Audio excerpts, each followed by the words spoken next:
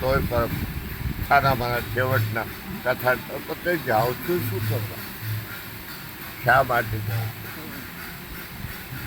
આપણે કથામાં જઈએ છીએ ભગવાન આજે યજમાન તમને ખર્ચો કરીને લઈ જાય છે, તમારો રહેવાનો, ખાધાનો,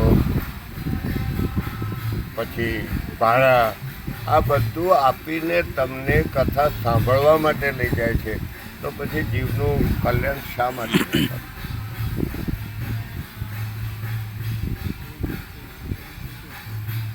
તો મને કથાનો બહુ ખૂબ રસ છે.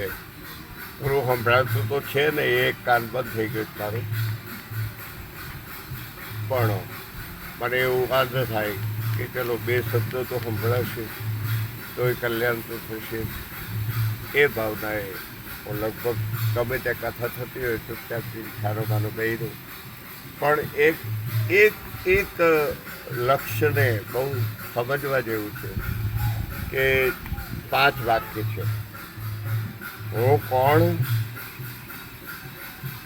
અને આવ્યો ક્યાંથી, ક્યાં પાછો ફરનાર, શું લઈ આવ્યો સાથમાં અને શું લઈ નીકળનાર. આટલા શબ્દોને તમારા જીવનમાં જો તમે ટાંકી રાખશો, ઘરમાં લખી રાખો કે હું કોણ અને આવ્યો ક્યાંથી, ક્યાં પાછો ફરનાર, શું લઈ આવ્યો સાથમાં અને શું લઈ નીકળનાર. આજ 80 વર્ષ પહેલાં હું 8-9 વર્ષનો હતો ત્યારે નાઈની દુકાનમાં હજામત કરાવવા જતો. એ વખતે 1 પૈસો વાળ કાપવાનો અને 1,000 ને ત્યાં નાઈને ત્યાં સામે લખેલું કે હું કોણ અને આવ્યો ક્યાંથી, ક્યાં પાછો ફરનાર, શું લઈ આવ્યો સાથમાં અને શું લઈ નીકળનાર. એ આજે 80 વર્ષથી મારા હૃદયમાં ઉતરાઈ ગયું છે. તો આટલું ખાલી યાદ રાખીએ, હું કોણ. પહેલાં તમે તમારી જાતને ઓળખો. ભગવાને જ્ઞાન બધાને આપ્યું છે.